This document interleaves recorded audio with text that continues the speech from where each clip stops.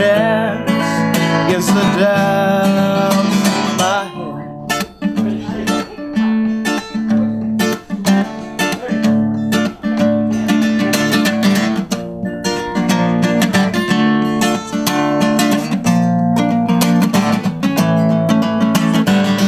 And thank you all for coming out. My name's Kevin Schreiber. I'm our Community and Economic Development Director. And we are so delighted to have such a crowd this evening. And first and foremost, I'd like to thank Soji for welcoming all of us with the musical introduction. So, very well done.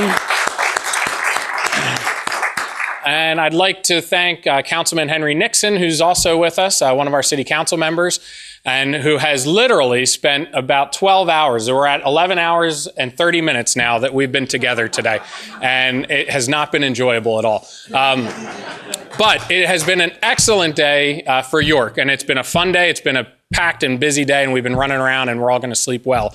But we are so delighted to have our friends from Artspace in.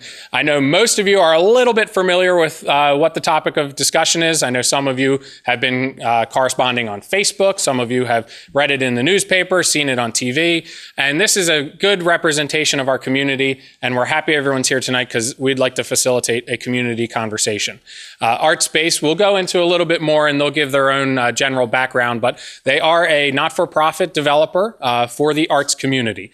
And we have a very strong and burgeoning arts community here in York, and the city with a whole host of partners, Cultural Alliance, Community Foundation, lots of organizations would like to strengthen and improve and continue that momentum. So with that, it has been a delightful day. We spent the better part of the morning giving a good lay of the land, a tour of our city, so they got to know the fabric. They are not here today to pick a site or anything like that. It was merely to give them a good showing and get them out and about so they can see our city and our community and a lot of the great things that we have going for us. So we spent the better part of the afternoon and lunch meeting with a whole host of stakeholders. Some of you were in those meetings earlier, and we're very participative, and we thank everyone for coming out throughout the day. And then we've got them tomorrow morning as well for a few more meetings. So they're in town for today and tomorrow, and our hope is that they leave tonight with a better understanding of the York community, a better understanding of the cultural community, and a better understanding of the opportunities and the challenges that we have and how we might be able to facilitate a very positive and impactful cultural development in our community. So we appreciate you being here. We are going to try to keep to a tight time frame of 90 minutes, so I'm going to be quiet here momentarily. I'd like to thank one of our interns. Our other couldn't be here, but Kyle is a York College intern with the City of York. He is also our York College Student Senate President, and I know he has another student senator with him tonight, so we want to thank the college for participating.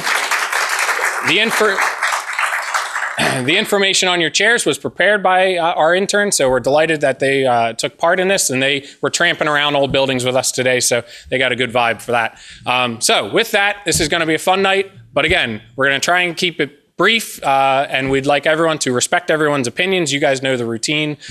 This is a community forum, but with that, we respect everyone's opinions, and we wanted to get the best message across to these folks so they can go back with a better understanding of our community. So with that, I will introduce Wendy from Artspace, and she'll take it away. So thank you, guys. All right. Kevin you're very good at this, Kevin. So I'm Wendy Holmes with Artspace, and I'm a musician in addition to working with Artspace. And I'm with my colleague Stacey Mickelson, also a musician, and Roy Close, who's a playwright and a poet. So just so you know, we're artists too. We have this other job where we help artists create space and have an opportunity to have long-term affordable space across the country, and we'll be telling you more stories about that in a bit. But first, we want to know our audience a little bit more. First, thank you so much again for the beautiful music out front. We were at another local establishment where the music wasn't quite as good during dinner, and so we're really delighted when we came in here. It's like, how many of you are artists in the audience? Okay. And of those of you who are artists, how many of you are visual artists of some kind? And are there any performing artists among you? Yay, and some of you raised your hand in both times, and that's good too. And are any of you that are artists make 100% of your income from your art? Okay, there's a couple. Don't be shy, you should be proud. I saw about 3 hands. In any group that we meet with or that we speak in front of, there's about 10% of the artist group that make 100% of their income from their art. And that is pretty typical across the United States. We've surveyed now over 20,000 artists across the country in various cities. And we've noticed that that statistic runs through almost everywhere. So obviously, we need to do more as a society to help artists to be able to make a living from their art, and that is a part of what Artspace does. So I'm going to go into a little bit of background about who we are and what we do, and also talk about the arts generally in our society. And then we're going to turn it over to you to ask questions, to give us feedback. You know, we're looking at the feasibility of creating more space for artists in your town. And we're very impressed with what we've seen so far. And we need to hear from you about what you want to see, what you think makes sense. Some of you have sat through presentations earlier today. And so if I run out of steam and my colleagues run out of steam, we'll just call on you to give the rest of the presentation. I'm looking at certain people who've already been here once. Go ahead, Roy. We were founded by the city of Minneapolis in the late 70s to find artist space in the warehouse district of Minneapolis. And we started that work very locally and for a specific group of artists who were getting displaced from their space because their space was getting more and more unaffordable as they began to make the area more hip and desirable. The rents would go up, and that cycle of displacement has happened across the country in many cities, large and small, but particularly in the bigger cities where you see that phenomenon of displacement from one neighborhood after another after another. We're working now on a project in New York City, and it's under construction, and it will have 90 units of live work space for artists and a home for a hip hop organization. And people said to us at the beginning, aren't you afraid it will become a retirement community for artists because once they have that affordable space, they'll never leave? Well, that is possible, but artists come in every shape, size, and age. So we're not discriminating. That was my answer. We've completed 32 projects in 13 states, and we have 3 projects currently under construction. The one I mentioned in New York City and East Harlem, and there's one in Minneapolis, and then one in Minot, North Dakota, which is Stacy's hometown. Stacy was a state legislator in the state of North Dakota, so he was also an elected official. We have a very diverse background among the 3 of us. We have 13 projects in various stages of pre-development, which means that we're working toward construction. And then over 2,000 artists and their families live in the live work spaces that we've created. And then we have about 1 million square feet of non-residential space that's made up of creative businesses and nonprofit arts organizations and other creative pursuits. Go ahead. I just need to grab some water. Our nonprofit mission is to create and foster and preserve that space for individual artists and arts organizations, as well as creative businesses. One of the things that the Knight Foundation, are any of you familiar with the Knight Ridder Foundation? They own a lot of newspapers in the country, and they have a foundation. And they did this study about social interactions, and they called it the soul of the community. And one of the things that they learned after talking to thousands and thousands of creative people is that people are tending today to move to cities because of opportunities not associated with jobs and education, and more to do with how interesting a city seems to be. Well, artists and creative people are definitely a part of what makes a community interesting and desirable to live. I find that fascinating that people are choosing places now not based as much as in the past on jobs and education, and more on other intangible things that have to do with what creative people bring to a community. One of the urban planners and thinkers in the world, maybe you know of him, he's British, his name is Charles Landry, and he's worked in a lot of communities in the United States as well as in Europe and elsewhere. And one of the things that he is famous for talking about is how the best cities are a dynamic system made up of ideas and culture rather than just roads and buildings. That's actually a picture of my family. And we're in Chicago. And there was this interactive video screen where we could have any headline in the world that we wanted next to our name. So, of course, we chose the royal family. This is just one example of how places become interactive and interesting. And this was on a random street in Chicago.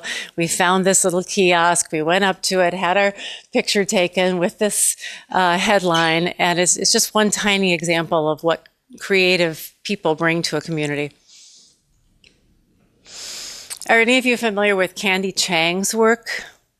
She's an artist originally from New Orleans, and she has done these blackboard projects across the country where neighborhoods put up these gigantic blackboards and then encourage the community to write about what they want. And sometimes she'll put a phrase at the top, my community wants to be, or this block should be, and then have people write aspirational comments about what they want their neighborhood to be like. It's just a way to get people talking and thinking about these kinds of things. And then this is in Brazil. This is a favela painting on the outside of this wild group of buildings in a community in Brazil. Again, just an interesting creative idea that brings attention to a community and a neighborhood. So why the arts? I don't think I need to convince you, but I think it's interesting that over the years we've learned that because we've done so much historic preservation, at least that was our roots, although today we do just as much new construction as historic preservation, that historic buildings can often be great as artist space, and their repurpose as artist space has happened over centuries now. And you have some great examples of that within your own community. So I thought it would be a good idea to just touch on historic preservation, and you'll see a lot of examples of that in the slides that we're showing you. The arts contributes a lot to community development and healthy community development. The arts contribute a lot to economic development, and the arts can be a catalyst for other positive things to happen in your community. And then obviously education and test scores. You know that the arts contributes a lot to increased test scores among children and adults. This is a map of where we have projects either under construction or in pre-development. It does not include everywhere that we've done consulting like we're doing today in York. We've worked in 45 of the 50 states. Some people say 49. We argue about 4 or 5 of those states, but it's somewhere in there. And other projects that we have, other communities that we've worked with in Pennsylvania include Pittsburgh, where we own and operate a building there, in the East Liberty neighborhood that has live workspace for artists and a ground floor gallery space. And then we started a project in Scranton that is no longer, and that's a longer story. Go ahead. One of the things that we needed to do, because we'd done this work for so long, people kept asking us, well, what is the benefit to these communities and what's the benefit to artists of having artists in this space? So we hired an economist from the University of Minnesota's Humphrey Institute to actually look at 4 projects in 3 different markets. 5 projects in 4 markets? Okay. And we had her look at the economic impact as well as the social impact and the impact on the artists themselves. And here are some of the things that we learned. Yep. That bringing back historic structures obviously contributes a lot to a community because these vacant buildings that are underutilized are eyesores. They're not something that draw people in. There's something often that promotes issues of crime and livability. So bringing back these historic structures makes a lot of sense. These are just our projects now, that by bringing vacant or underutilized spaces back on the tax rolls, they boost area property values as well. They foster the safety and livability of neighborhoods without driving that gentrification-led displacement, which is an interesting point. Anchor arts districts and expanding public access to the arts. attract other artists and other creative businesses. That is a big piece of it. These buildings and communities attract a lot of other creative people. And you know that in your own community, you have a lot of creative people. One of the things that we learned this afternoon was there may not be enough gathering places in your community for creative people to come. That was just one of the many comments that just struck me when I was listening to some of the feedback at the artist focus group. And then what's the benefit to artists? Well, by providing space that meets their residential and professional needs, they're able to combine both the live and work space in an affordable way because they don't have to rent a separate studio outside of their living space. These projects often catalyze the creation or enhancement of an existing arts community or an arts district. We learned that artists made more income as a result of being in a supportive community of artists. Some of that was because of peer pressure, and some of that was just by the virtue of living near people that are producing a lot of creative things. And then enhancing the professional reputations of artists. A lot of times these buildings become known as places where you want to go to hear great music or buy great art or what have you. So for example, in St. Paul, where we did our first and third projects in the warehouse district, people will often think of these two buildings as a place to go if they want to buy art or experience art or gather in a place such as a coffee shop or a restaurant. It's just a haven of arts activity. So now we'll get into some of the specific work that we've done, just to give you some examples of how these projects came to be in other communities. These are both in downtown St. Paul in their warehouse district, and not many people were living in this part of St. Paul. It was a pretty desolate area. It wasn't an area that you would think, oh yes, I want to go there and hang out, or I want to go and live there. These buildings had been underutilized and vacant for a long, long time. Snow was coming in on the roof, and windows were either boarded up or not existing.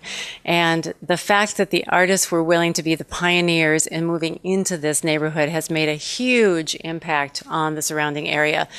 There's 116 or 18 units of live workspace in these two buildings and 50,000 square feet of commercial space for nonprofit arts organizations and creative businesses. Now across the street is a farmer's market. Yes. Yeah, I'm giving you the cue. There's a farmer's market, light rail is coming in, a lot has changed.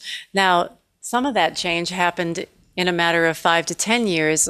Other of that change is taking place just now, these 23 years later. So you can see the impact. It would be interesting to look every 5 years at what that impact is, actually. This was a building that we redeveloped in Houston in a neighborhood right on the other side of the tracks from downtown Houston. You could almost touch it from downtown, except that the railroad tracks were there. And so this was a rather isolated neighborhood. This was an old hospital and has now been turned into 34 living and working spaces for artists. And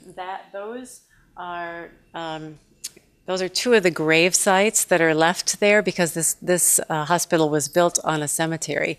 And so if you would do a Google search for most haunted building in the world, this would be the building that would come up prior to the redevelopment. People had a whole line of products that they had developed in association with this building when they considered it to be haunted. And they had lunch pails and coffee mugs and bumper stickers and the whole 9 yards. And then every year there was a Halloween vigil on the site. Well, fortunately, the artist said, we'll take care of that. We'll just have an exorcism and we'll get all the ghosts out that are the bad ones and we'll live with the good ones. So I think that's what's happened. This is Bridgeport, Connecticut, a similarly sized community to York, Pennsylvania.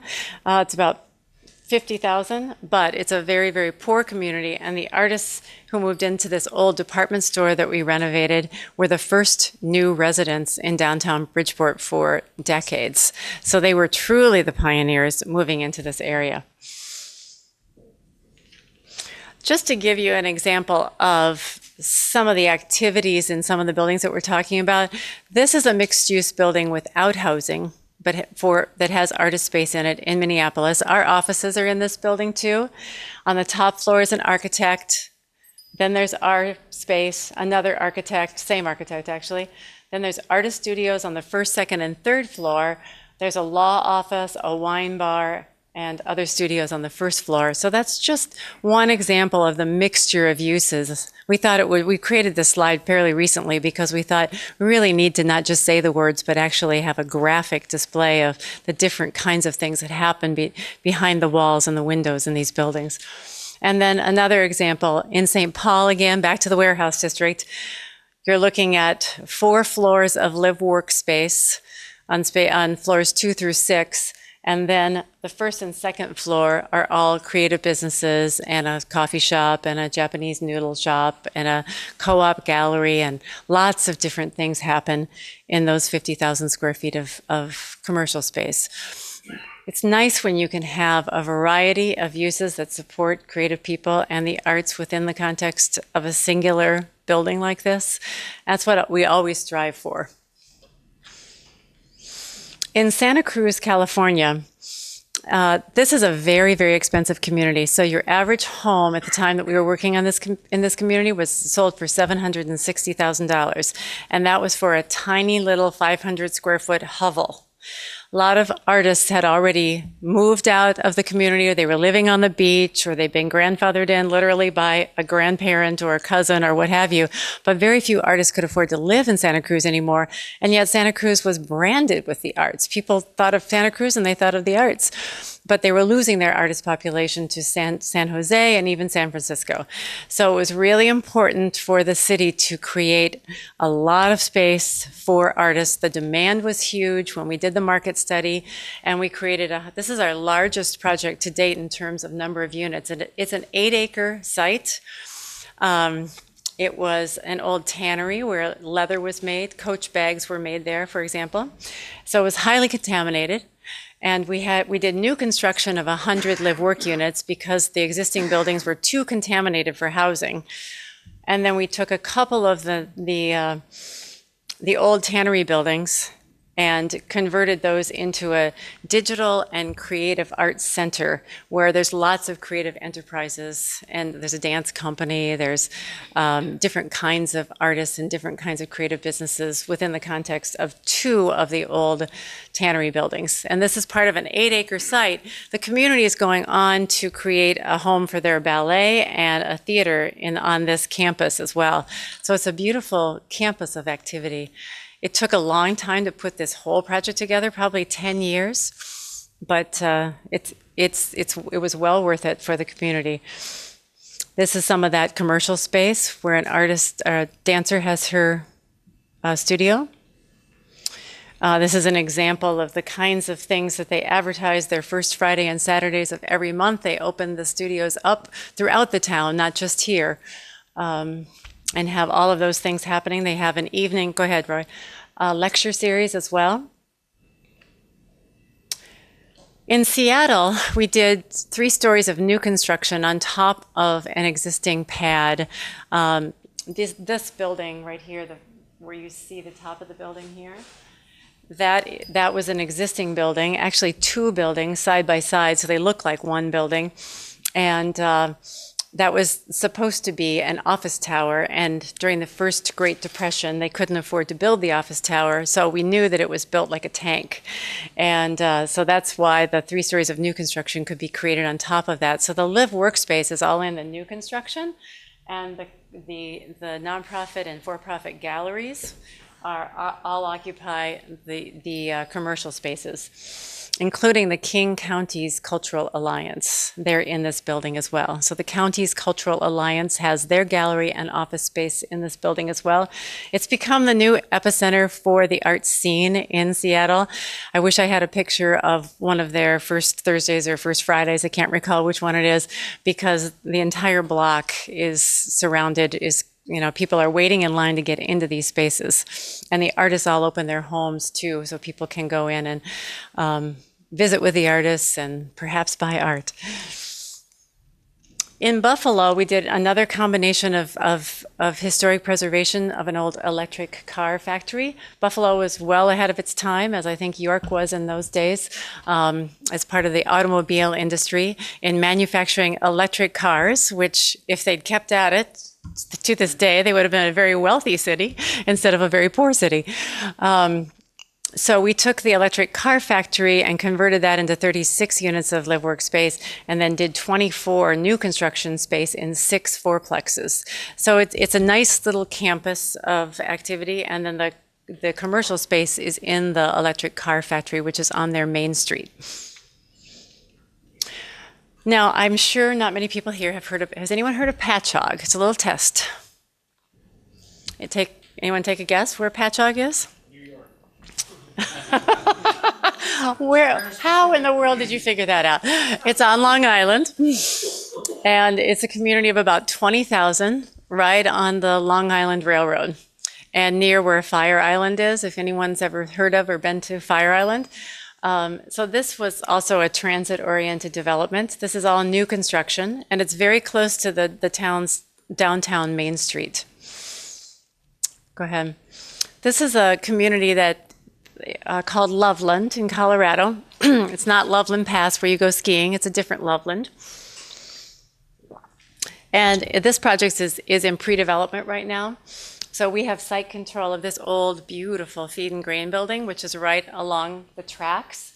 And then, in addition to renovating this building for a whole bunch of different uses, creative uses, we will be doing new construction of artist housing about 50 feet away from it, and then there will be outdoor space as well. So it will be another mini arts campus. And this is a picture of artists did a light show inside the building and outside the building. It's really great when, even before these projects are finished, the arts community starts putting their thumb on these projects in a wonderful way. And so we've got a very active arts community here, even well before the project is complete, which is nice to see. In New York City, our first project in the big city, and this is 90 units of live workspace in an old school building, PS 109. It's in El Barrio, and it is at East 99th and 3rd Street. So for those of you who go to New York, if you want a hard hat tour, we can give that to you. We have a colleague who lives and works in New York on our behalf.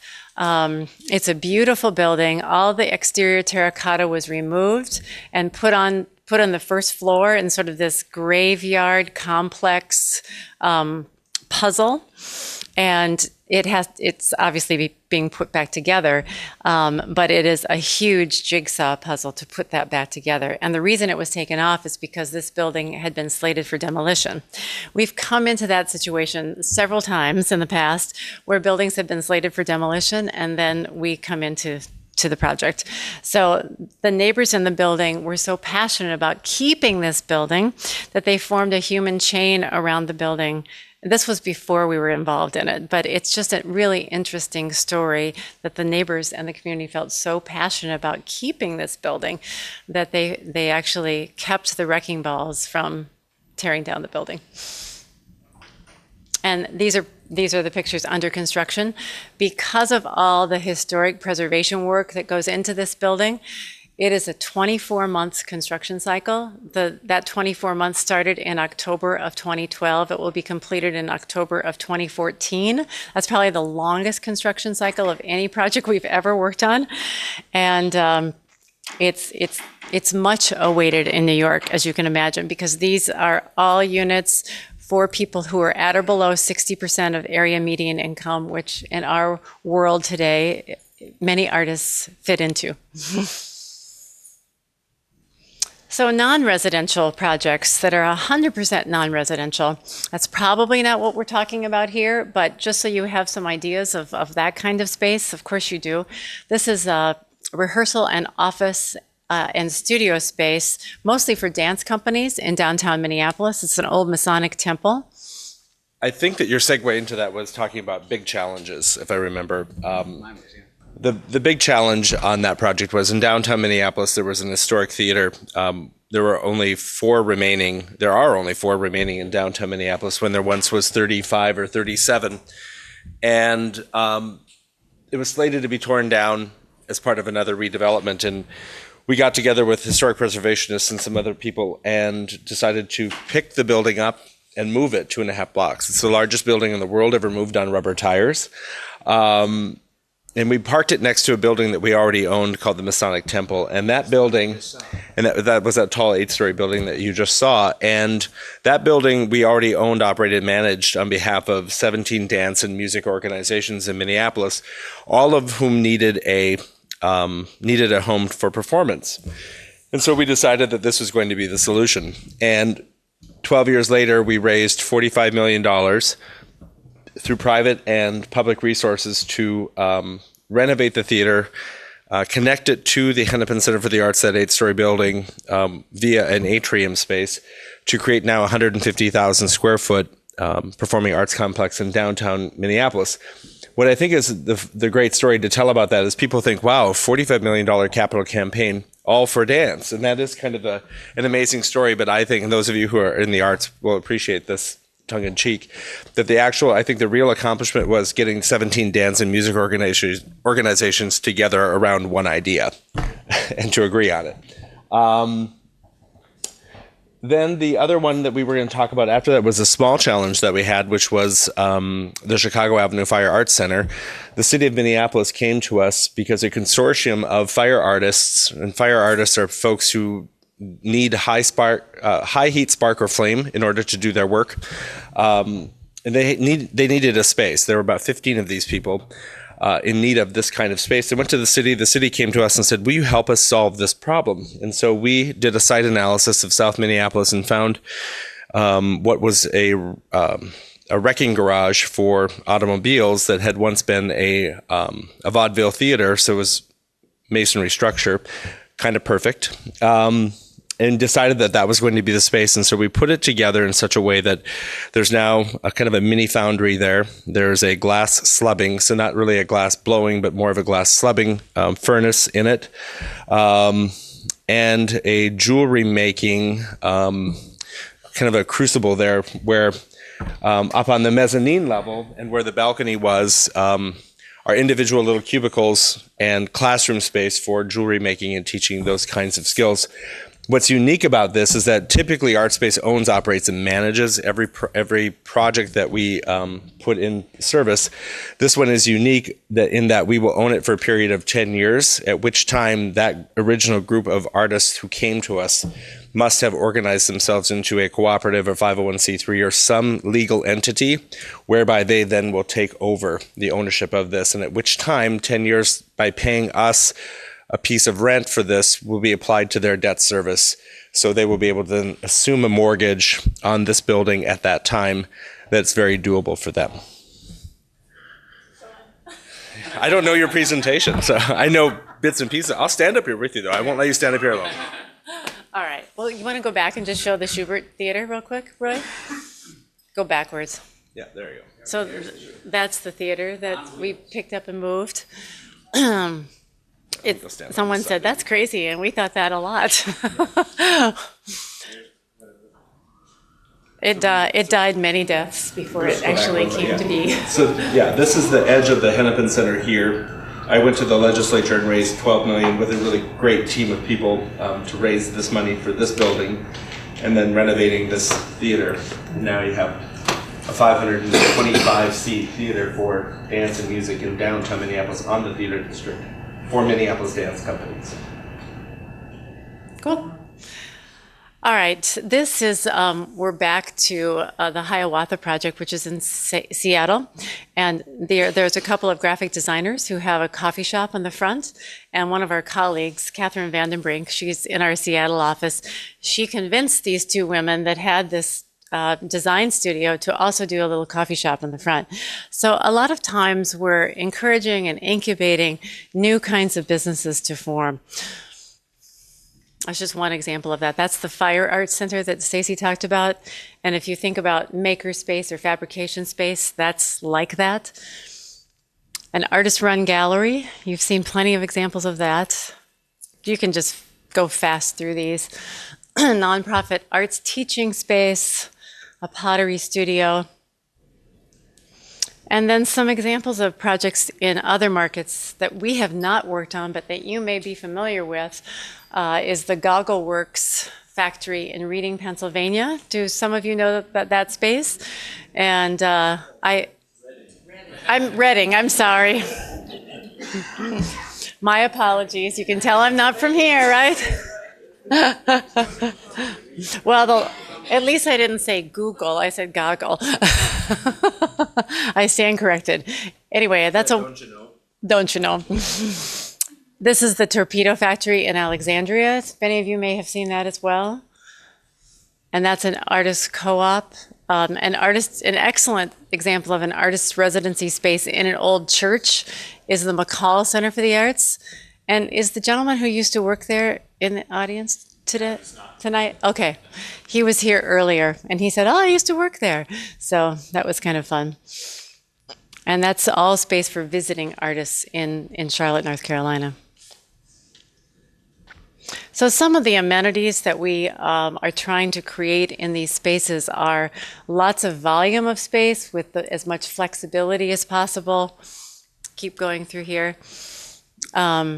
Large windows, lots of natural light. Just keep flipping through here. Yep.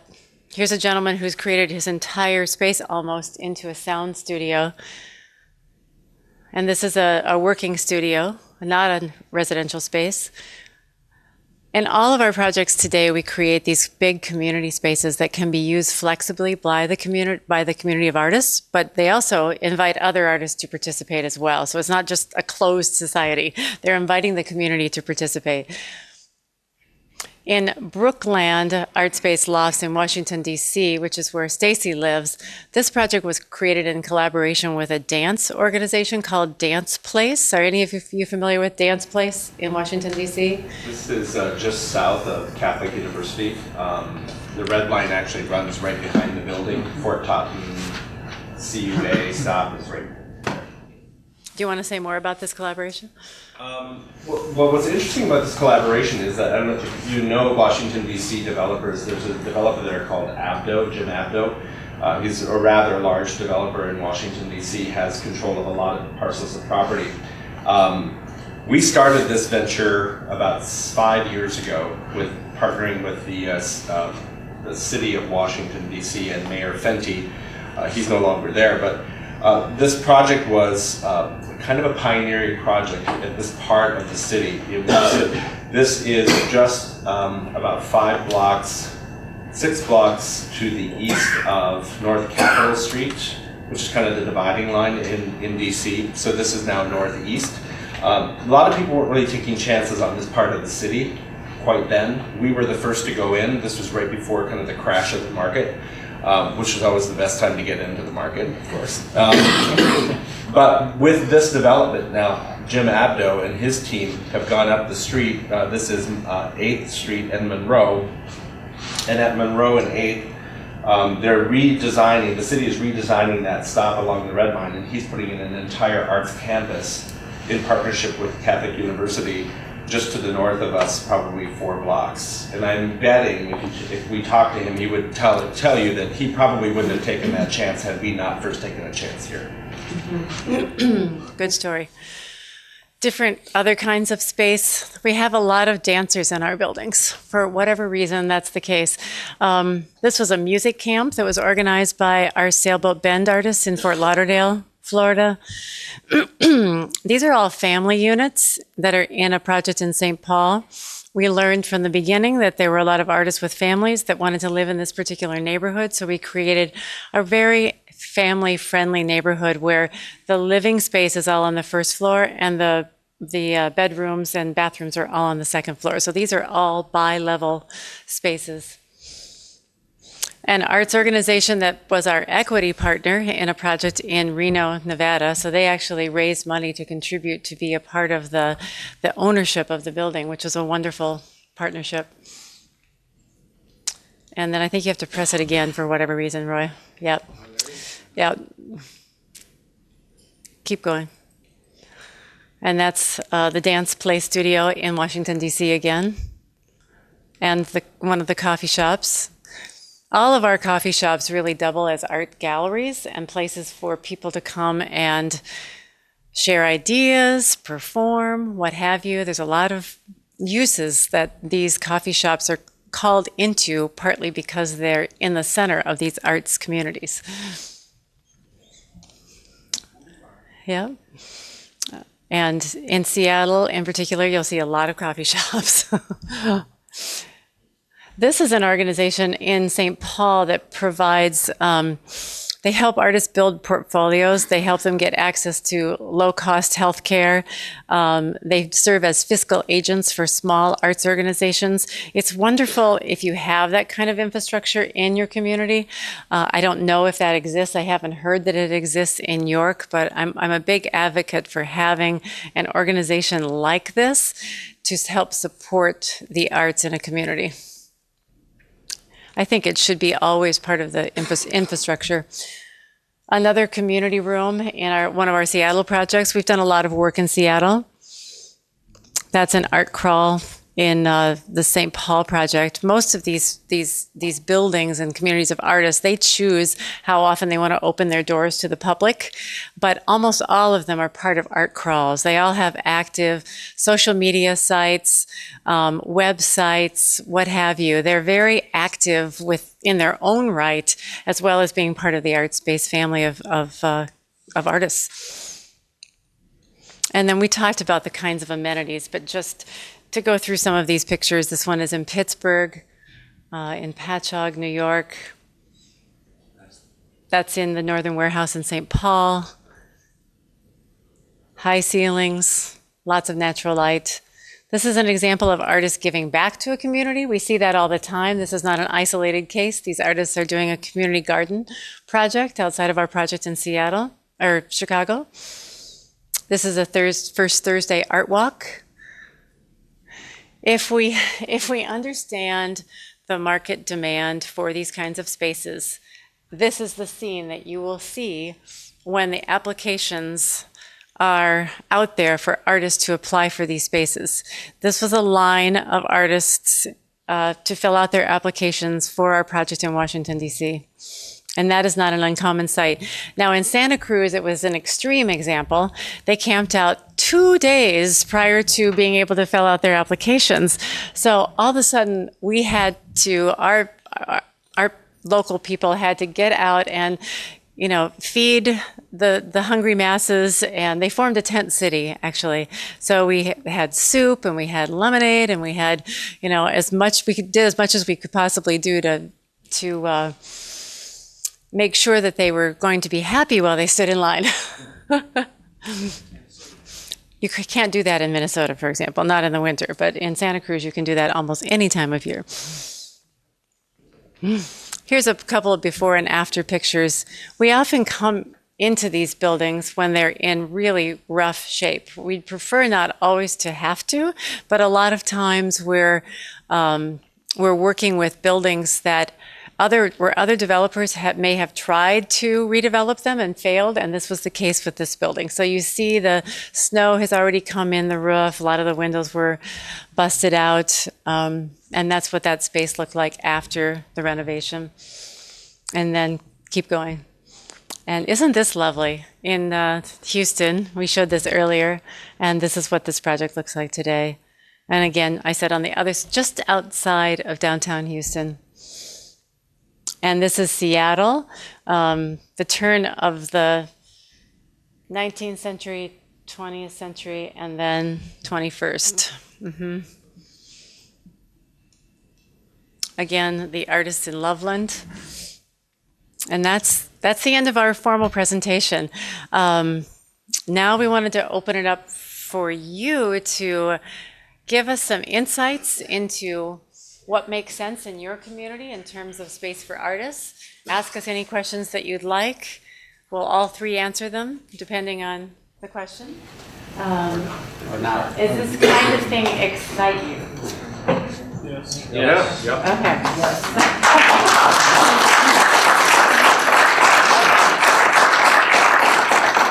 We're a big group, and this is fabulous to see. So we thank you so much for being here. What would you like to tell us about what needs to happen for the arts in terms of space in New York, or anything else? But we'd prefer to keep it to space since that's our specialty. But yes. Can I ask you what brought you to York? What's the interest from you all in York? Oh, sure. An invitation from the city. And that is often how we work. Kevin met, I think, one of our colleagues in Scranton, Pennsylvania at a conference, and that's how, many years ago, and that's how this came to be. 90% of the time we're invited by a community because they've heard of us, or someone has moved to a community who used to live in an Artspace project in another community, and a lot of it's word of mouth. And to follow up from that, what's your impression of York after having spent just a day here? Well, I didn't know what to expect in York. All I knew is I've been in a lot of communities of your size, and you're much more dynamic than your population would tell me, just on the face of it. And I feel like there's something really special happening in the downtown, and I'm hearing from people that things have changed in a very positive way, particularly in the urban core here, over the last 3 to 4 years in particular. I'm sure there have been other cycles of up and down throughout the decades in New York, but it feels like there's an upswing right now, according to what we're hearing. What do you think? Well, I'm a little prejudiced. I have a business downtown. I've been here in my 9th year. Melissa and I are actually neighbors downtown with our businesses. She's an artist. Hi. I can't claim to be one. That's all right. And it is absolutely on an upswing. It's incredibly exciting to be downtown, to be in a positive area. All of the spaces on our street and the side street from us are all leased, all active. Their doors are open every day. A lot of the people in this room here come into our businesses. It's a very dynamic downtown, and we absolutely have turned a corner. Fantastic. I think for so many of us from the central western part of the United States, there's an innocent ignorance about communities on the East Coast and how, when you hear 40,000, it conjures up something in your mind, but when you actually come here and you see how big it really is, the community is actually larger than just 40,000. It's the sum of all of its parts, and there's a lot of parts here. And so that gives us, even driving in, we had even greater hope coming in, thinking, okay, this is starting to feel more and more real because it feels a little bit bigger than what just the 40,000 would lead you to believe, that there's more here than just that there's a lot of other good stuff here. Mm-hmm. Well said. Yes. 2 parts. One would be some pieces happen between you coming and doing a presentation like this, and then a building is happening with people living in it. And I guess I'm interested in that process a bit. Mm-hmm. And then the second piece would be, then how do you decide that? You're coming for a visit, what happens from here? Right. Do you want to take that, Roy? Sure, we can talk a little bit about the process between now and the beginning of construction. What will happen when we leave, we'll give the city a report, which will sort of fill in our impressions of what we've seen, our impressions about the building stock, whether we think a project makes sense for York, whether it makes sense for Artspace. The answer to those obviously have to be, both of them have to be yes. If we proceed, the next step would be what we call an arts market survey. And it's an online survey of artists, individual artists, and sometimes also of arts organizations within a radius of X number of miles of the city, depending on how far out the city wants to go. And when we have the results of that, that will tell us what the market for arts spaces of different kinds, what that market is. And if the market is, if the survey tells us that there is a market, let's say for a 40-unit live-work project and 5,000 square feet of commercial space for arts organizations or arts-friendly businesses, then we would come back to the city and say, yes, we think that this can be done. And then the city has to decide, is the funding available for what we call pre-development. The period up to the time you break ground is called pre-development, and there are a number of things that have to happen. Among other things, you have to design the building. And if it's an existing building, the architect has to do the redesign, and all the systems will have to be replaced, and there's environmental remediation, and all of those things take place. If it's new construction, there's a different set of problems, but at any rate, you get an architect, you clear the title, and so on and so forth. So there are many steps that take place there. And then construction starts, and it's typically 15 months, something like 12 that. 12 to 18. 12 to 18 months for construction, depending on the building. The one in New York being enormous is going to be a 2-year project. But so, and that entire process, I've been saying, as you did earlier today, 3 to 5 years. Our vice president for properties, who's in charge of development, says, no, you're underestimating. It's 4 to 7. At any rate, it's a while. And a project that because there are funding deadlines, for example, for low-income housing tax credits, and you have to get in and meet that deadline, and if you miss it by a month, you have to wait a year in many states. So 3 to 7, let's say. It's not exactly a linear process. We try to explain it in a linear way, but it's iterative. Mm-hmm. How do you decide whether it's primarily going to be non-residential or residential art space? And, also its proximity to downtown or the more populated areas. Sure. Well, first of all, we work with the we work with the city a lot to determine the appropriate location. We listen to where the artists want to be, and then we work with the city to figure that out.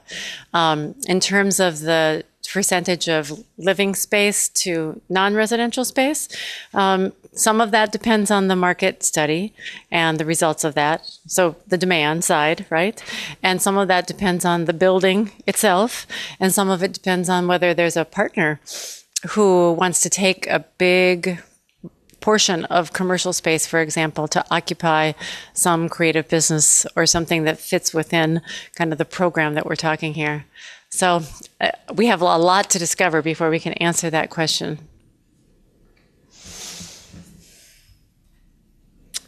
Yes? Degree in there.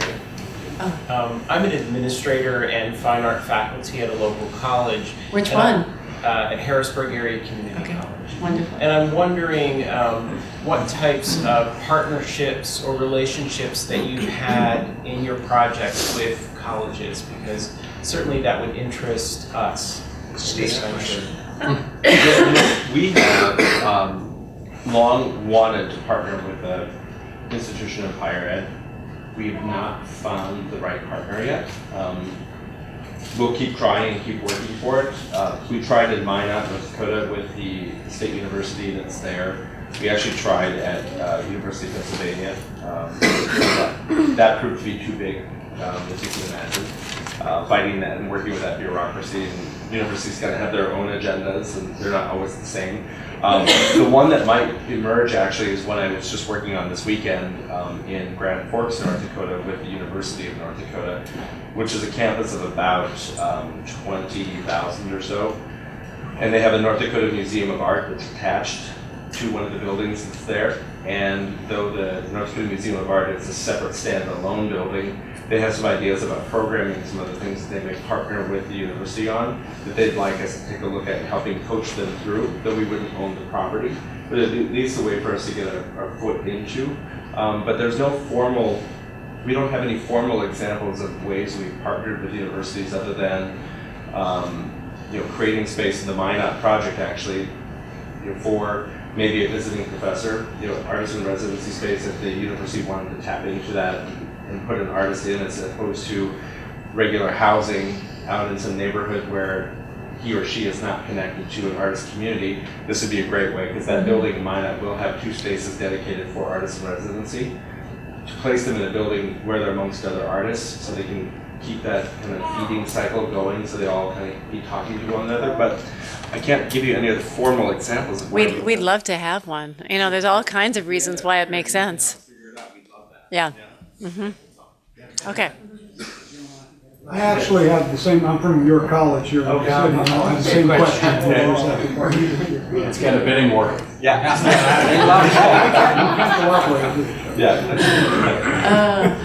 I think it might be easier too with a smaller college than it may have been with a large state university. Just a hunch. Yeah. You, go ahead. What's the criteria for your residential, programs? What's the criteria to stay there? I mean, I can't imagine. I understand it's probably income based as well as you have to be an artist, but do they have to produce a certain number of art? Do they have to teach? To get in, to qualify to live in one of our units, you have to income qualify because this is affordable housing. Technically, it's Section 42 housing, and it's limited to people whose household income is 60% of the area median household income for the same number of people in the household. So if you live alone or if you're a part of a family of 4, you're compared to other households of 1 or families of 4. And if your income is 60% or below of the area median income as determined by HUD, then you qualify. And then we put you through a credit check, routine credit check, find out if you've got any outstanding warrants against you. We find out if you are a good neighbor or whether you're the kind of person who gets into fights with your neighbor, which kind of argues against you. And then finally, the candidates who want to live in our building have to go through what we call a selection process. They go before a committee of other artists who are not residents of the building. And Other artists in your community. in the community. So people who aren't going to live there because they own their own homes, or they're faculty members at the college, and they whatever the reason may be. And they have a set of questions which they can ask and are required to ask. And what they're looking for is a commitment to the art. So we have people who bring in a portfolio of oil paintings. We have people, musicians who come in and do a little, 5-minute recital. We have designers who bring in, their portfolio of designs. There are a number of ways in which you can demonstrate that you have a serious commitment to the arts. There is an Artspace story, which I found out recently is actually true, of a guy who came to the selection committee with one oil painting, and the oil was still wet. He was not allowed to move in. We're looking for serious artists. We're not looking for artists who necessarily make the majority of their income from their art. And in fact, very few who live in our projects do it. And HUD is also very clear about once you income qualify to live in the building, that without just or due cause, and they have a list of exactly what that means to them, you cannot be removed. So we're not the art police. We don't come knocking on your door every quarter to figure out how many paintings you painted this week. We don't. That's not something that we engage in. We allow you to be an adult, and you as an artist can create whenever you feel like creating. Sometimes you maybe don't create for a year, but we still want to make sure that you feel secure and safe in the building. But what happens is that for people who move in who don't take it very seriously, who are there just to get a cheap or free place to or cheap place to live, there's a lot of peer pressure from the other serious committed artists in the building that if you're kind of screwing around and you're not really taking this seriously, my friend Joe really needs a space and he's on the waiting list, and maybe we should think about you getting out of here and getting to something else, because this is for people who are really serious about being creative and being artistic. And so there's a lot of internal pressure to get rid of that. And HUD is also very clear that on the top end of the scale, that the only way that you can be removed from an income, a low-income housing tax credit project is if you exceed 140% of the AMI. So you've got to go from 60 to 140%. And sadly, that doesn't happen that often. I wish I could tell you tons of stories of all the artists who kicked out because they made too much money. To put it in perspective for everyone too, 60% of the area median income in York for a one-person household is $40,000 a year. So fortunately, or for this case, but unfortunately in society, a lot of artists meet those qualifications. And one other related point, the selection committee is not permitted to say, you're a painter who does oils, you're an artist. You, however, are a quilter, you're not an artist. They don't do that. We define artists as liberally as possible and push that definition as much as we can. And the other thing the selection committee can't do is judge your art. And they can't say, Stacy, you are a painter, but you're just a terrible painter. And so, that's jury. Yeah, it's not jury. So we get an interesting variety of skill levels, of levels of experience, but what we look for is that really serious commitment to whatever art form it is that you practice. And we place no greater value on art over craft. That's another, I think, important thing, is that there are a lot of people who are maybe fabric or textile artists that might be considered crafters or quilters or people who do those kinds of activities. To us, that is equally valuable as the person who maybe has an MFA who's an amazing oil painter. To us, they are the same thing. You are as valuable to us as a creative expression person as anybody else. So we want to have a canoe maker. Yeah, you had a question back there. I wanted to know if Soji's performance tonight would get him in if we. Oh, yeah. Oh, yes. Just checking for you. Do the income levels only apply to living spaces? And say if there was an artist who was earning above the income level and wanted to rent a space in one of your, A non-residential space? Yes. Correct. It only applies to the residential space that is funded by low-income housing tax credits. Yeah. Yeah. Is there a selection process for those spaces like that are just straight work, or?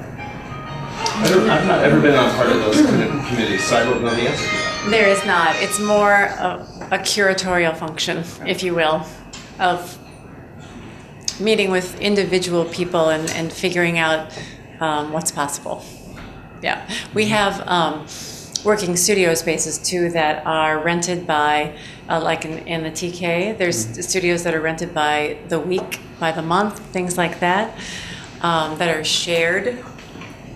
But the commercial spaces are more based on one-on-one relationships. Yeah. Mm-hmm. And there's no McDonald's. Babies are welcome. I'm Brian Tate, I'm from the Community Foundation here in York, and I'm curious, who are some of your funders? And maybe you covered that before I got there, I was a little bit late, but I'm curious who some of your funders are. Mainly community foundations. They are certainly a piece of it. There are a lot of community foundations, actually, but we're not setting you up for that. On the private side, each of our projects requires about 10 to 15% of support from the private sector community, and it varies. It can be individuals, it can be corporations, it can be foundations. Most of them are local. Some national foundations follow us to some communities, like the Ford Foundation and the Kresge Foundation, the Surdna Foundation, foundations like that have supported us nationally.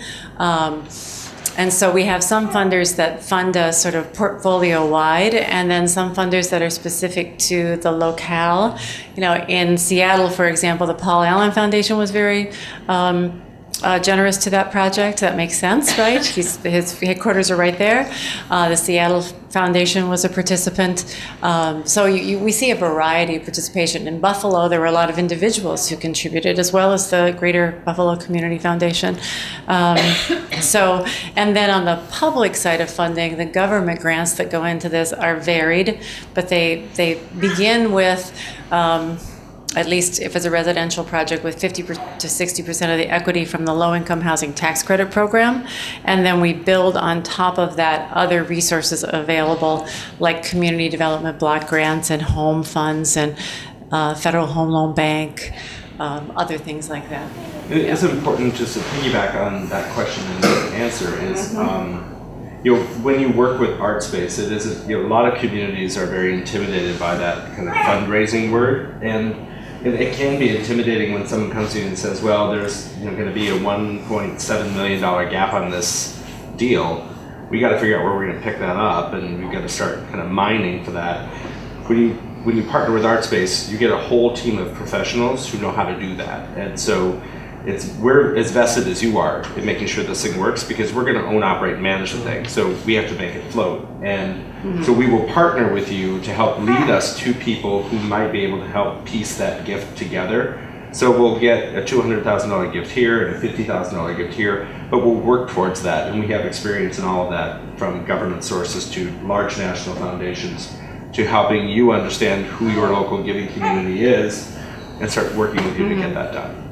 We've even had some earmarks in our projects too from specific Congress people. Yeah. Yes. Once the buildings are established and the residents start moving in and the businesses are, who winds up managing the property? Is it your organization or is it like the city? We hire a local property management company. Did everyone hear that? Who manages these properties over time?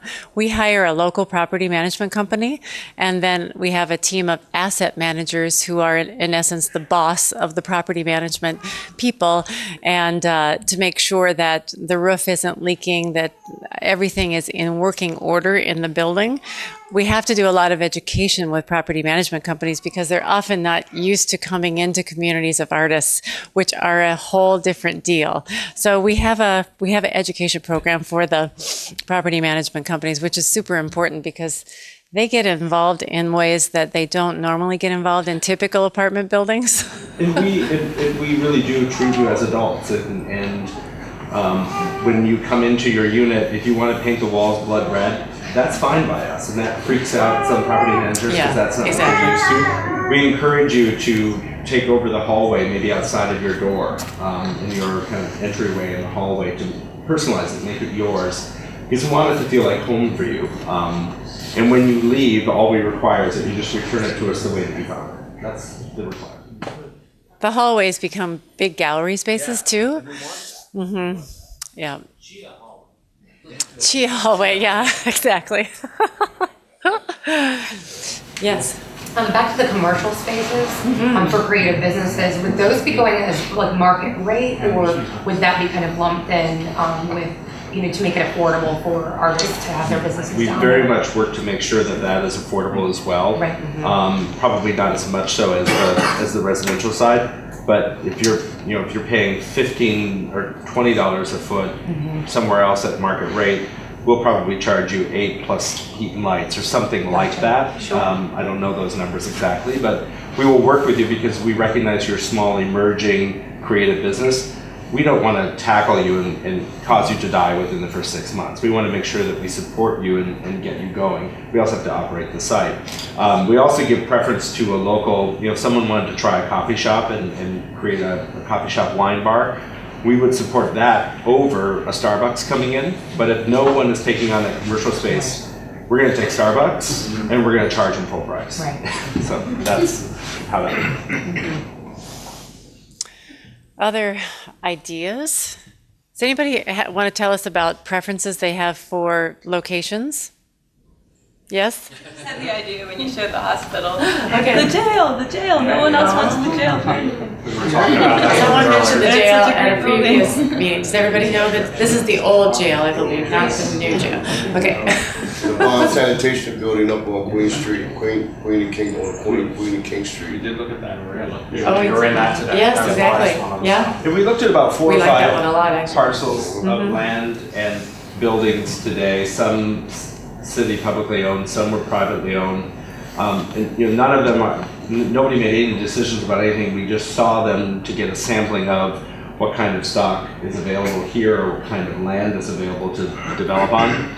But none of those are final candidates. This is only the beginning of a search. We just needed a sampling of. So you'll hear probably buildings we were in, and don't fan the flames that those are the buildings, because we're so far away from picking a building. We just wanted to take a look. So, but you had a question here in the red shirt, right? Yeah, this actually wasn't pertaining to location, but as Kevin mentioned, I'm a student at York College, and one of the things that we're working on is trying to promote student presence in the community, in the downtown. Looking at some of the other projects that you worked on, have you seen an influx of students into the communities? Of college students? Well, certainly that is a primary concern of a lot of communities that we work in, that they are able to keep and attract and retain their young people. So that for sure is an issue with all of that. I'm trying to think of we haven't created a specific partnership to work with students. I love the idea.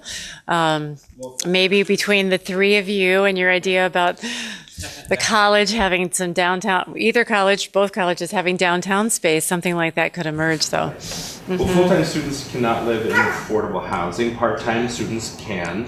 And I know that in my early conversations in Baltimore last summer, one of the concerns was from Micah how do they retain all of those wonderful students that they're graduating and pumping out of their really cool system? How do we get them to stay here? You know, they're saddled with debt, they're young, they're sandwiched between probably the two most expensive markets on the East Coast, you know, New York and Washington. Where do they go? Why not try to keep them in the region? So there's probably a play for York in some of that as well, as those students are coming out of the system. You know, there are places in Baltimore still, even though there's kind of bombed out places in Baltimore, it's still pretty expensive community for a lot of those young students coming out who are 22, 3 years old with $50,000 to $75,000 worth of debt, trying to figure out what's my next step, especially in this new economy. So there could be a lot of plays here for this region. Right. I guess my question was more or less pertaining to, you know, encouraging students to visit the downtown. I think some of these creative businesses, I think that has a lot of potential, you know, to get students to want to go into downtown New York and then check out the coffee shops or, you know, listen to local artists. Well, you know, I think one of the solutions could be, and this was one of the ideas in Minot when we were partnering initially with the university, is in a commercial space in the downtown to create a studio arts program that gets kids off campus and gets professors off campus into the downtown. And I think you're seeing that as a new trend in higher ed increasingly, that they're not so much islands of their own, but they're starting to finger out into communities with a singular building, or at least a presence somewhere on a main street or in an old department store that's been converted. And they make nice uses, and it really kind of blends the two communities of students and citizens together. So it's a good opportunity. Yes. I have a question, but it's really to help facilitate the conversation for you in terms of Okay, where, good. this issue of where. Sure. And my question is not specifically like what building, but I'm curious for the group, how far from the square could this building be and still be successful to the group? Less than 3 blocks. Well, that's, so I'm not being sarcastic. Yeah. Less than 3 blocks. Less than 3 blocks. Well, yeah. The reason I ask is because that limiting. That limits. That's very limiting. No. And there's been so much positive movement in the last 3 or 4 years. Yep. And for very intentional reasons, it's been focused in exactly what you're talking about, three or four blocks. And the good news is that's been fairly successful, but the number of opportunities in that area is getting less and less. And that's what I wanted to hear for you, which is, but the problem is if you go 6 or 8 blocks, it sort of falls off an interest cliff. It's not walkable.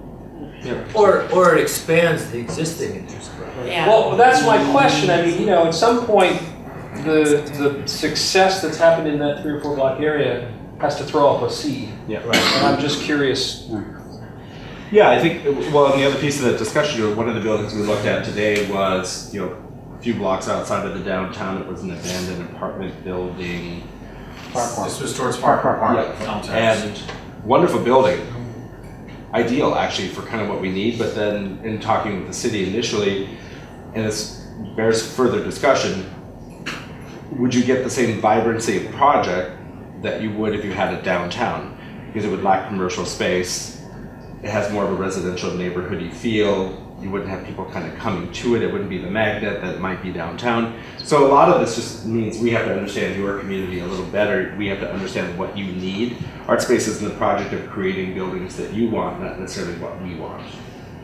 So, but you raise a good question where it should be. But it's very interesting to hear the less than 3 blocks, because in all of our previous discussions, when we've asked people, you know, people will mention a building, we say, well, where's that? And they say, well, it's about 2 blocks from here. Right. Yeah. And well, where's that building? Well, it's about 2 blocks from there. Yeah. And we've come away with the impression that everything that's sort of connected with the arts in the downtown area is about 2 blocks from everything else. And so when you say less than 3, that's kind of consistent with whatever is seen as an arts district that, you know, has maybe some presence on King Street, and it has some presence on North Beaver, and there's a little bit of it right downtown. So it's a relatively compact downtown area that most people seem to be thinking about. Yes, young lady, what can we do? Well, so I guess my question is, why are we so lazy?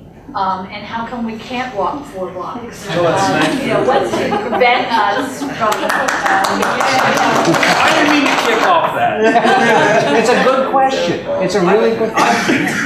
I have a suggestion too. I mean, there are social organizations in the community like Crispus Attucks and Spanish American Center that you can tap into maybe for ideas of creating a bridge. How do we engage the community that's in the outskirts that necessarily may not be coming downtown or may be full of talent, and maybe you can talk to them as well and try to integrate that. I mean, typically when we go through the process of identifying a building that really is going to be the first number one choice, we find that you know, different buildings have different things to recommend them and also different disadvantages. This one is a really cool building, but it's a little bit out of the way. This one is in exactly the right location, but it's not in very good shape, and it's not quite what we would like for an arts building. You know, windows are small, and there's not high ceilings and so forth. So invariably, it will be, to some extent at least, a compromise choice. No building that we look at will have everything that we want in it. Have you seen any effects on tourism through some of these? I mean, there are people really coming in from the outside, staying in hotels, restaurants. I mean, is there any impact of the arts districts that? We've not studied that impact. We've studied the economic impacts. We know about local property values, and we know about the impact on the artists. We haven't studied the tourism effect. I don't know, because some of our projects are smack dab in the middle of a tourist area, like in Reno, Nevada, for example. Other projects in downtown St. Paul now with light rail coming in, there could be and the baseball stadium, there could be more of that happening. But I think it takes more than just one of these projects, obviously. It takes, you know, a whole village for that kind of thing. Yeah.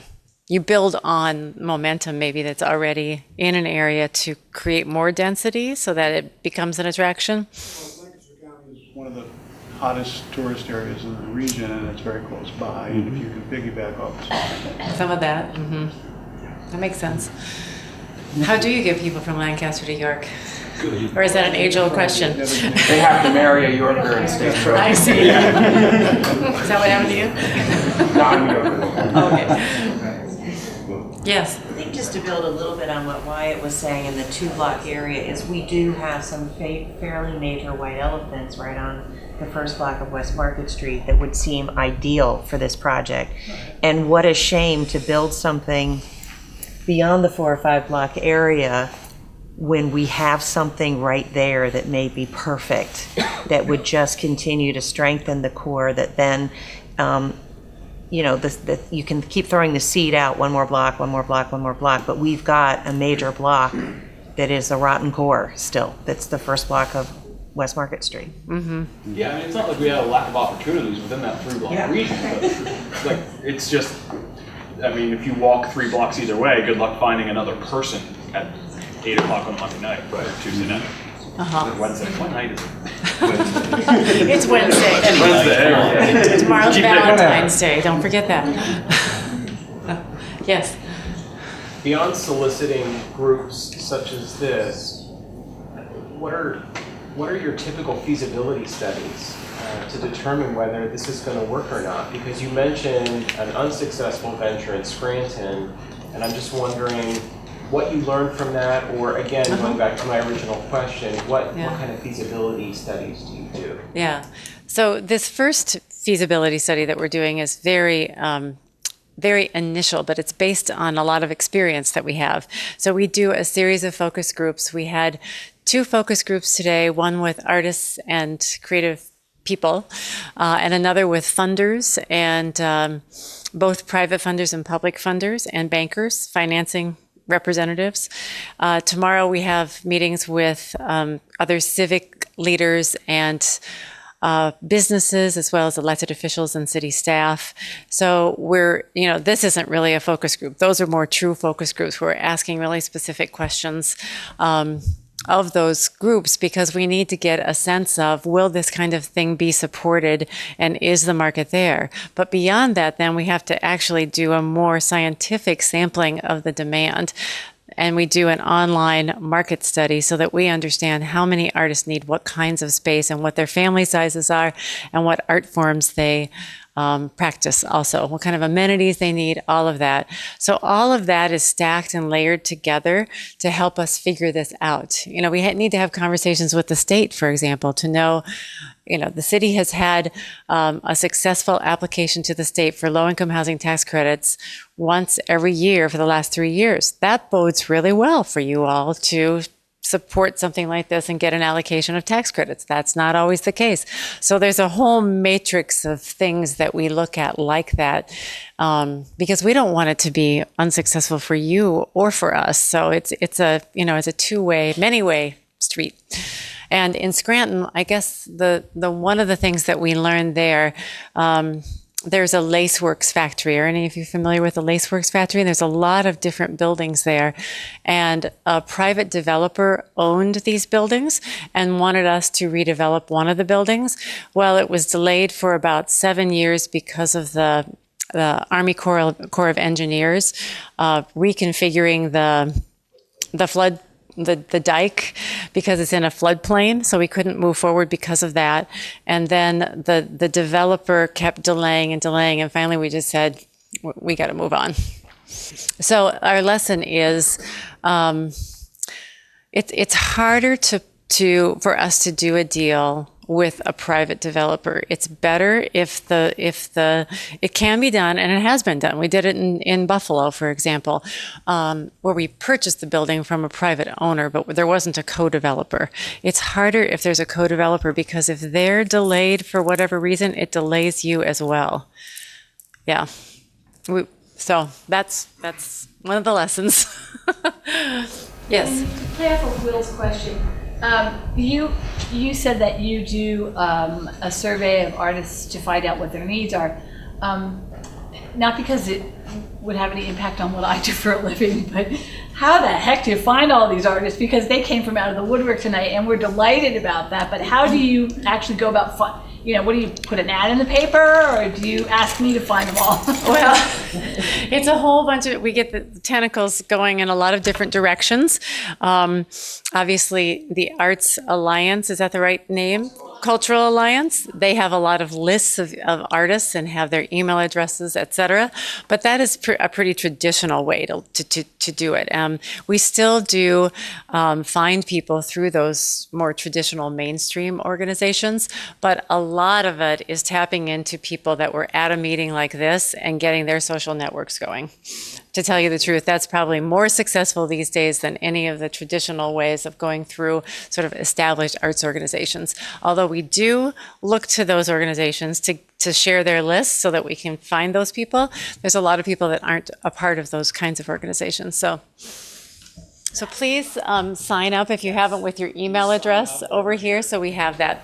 That was really why I asked the question, because I get a sense that there are so many more artists than we actually maybe have calculated, and such a variety and a wide range, and there's a lot of interest. So I would say to everybody in the group, please make sure if you have other people that you would like to have information about Artspace, get in touch with us, and we'll make sure that we get the information out to all these people. So thank you. And I want to say something about the email collections, because I don't really like to get a lot of spam. Get way too much. We don't spam anybody on our email list. And when we're done with the email list, I think we destroy it, do we not? Yeah. So, but we keep the email list until such time as the project is accepting applications, because that's one of the ways that we notify people that the applications period is opening up. And the people who have been on the email list tend to be the first people in line, because they've been following the project, right from today's meeting. When you take the survey, then there's a place to capture your email, and that's where we hold on to that, so that when we're getting ready to lease up the project, we still have some piece of information about people who are interested. We're going to do the 3-minute warning here, so if there are other questions, I know we'll be hanging around for a little bit afterwards too, so if there are other questions you'd like to ask, but are there anything else for the good of the order? There's one here and one in the back. Go ahead. Yeah, regarding that 2-block thing, I think that one of the things is going to be a 4 to 7 year lead time to when it can be occupied for the project. Depending on who I think your that's husband one is. thing you got to consider, is that it's cool to walk 2 or 3 blocks these days, but you know, with all the momentum with King Street and lots of cheap open space between, you know, Duke and moving down the way. But I guess is it a big momentum creator, you know, to get on board for the Artspace thing, and is there a lot of momentum in the art community building up towards the facility that you're? Yes, a lot of momentum. And you all help with that momentum, and then we try to help that momentum along as well. And But people get very excited about it, especially the artists who want to live or work in these spaces. And other developers get really, they watch us, see where we'll go, because they know that artists are typically leaders in the redevelopment of an area, which also means higher property values and other things coming in. And so they're more willing to take a chance if they're following the artist community or the creative class. And so it's our hope, I mean, I hope that in 4 years we come back and all of the buildings that we've looked at today are occupied by somebody else. That is my hope. Even though we saw really cool stuff, because that means your community is really healthy and you're doing really, really well. A building or a site will always reveal itself for Artspace. We're never worried about that piece. That piece usually comes much later in the process, though we like to look at the building stock early to understand what's here. A building never typically comes until far in the back end of this survey pre-feasibility study visit. And in the back. I had a question about like for the residential spaces Yeah. and rules. So like, you know, you're gonna have some musicians there, so maybe craftspeople, they're gonna be hammering and creating things, and other people that like quiet, you know, with painting. Do you have any kind of curfews? What about like tobacco use, alcohol use? I mean, just general living rules. Sure. Each community of artists has a bunch of different committees that within the building that are focused on those kinds of things. So there's a livability committee, right? And they work together to establish hours when music can be played and all that kind of thing. And there's a program committee that will work on the programming of the community space in the building. So there are these groups that form that we help them to form because these are the local people with exactly. These are residents that are part of these committees, and you police yourselves. But there has to be some sense of cooperation and community spirit, yeah, so that there's not, you know, crazy music being played at 2 a.m. or what have you. Yeah. And we are pet friendly. And as far as tobacco use, that's your deal in your unit. That's your home. Then you can do that in your home, in the common corridors, the common areas. It's treated as any other public space. Anything else? You've been a great group. Thank you so much. Thank you very much.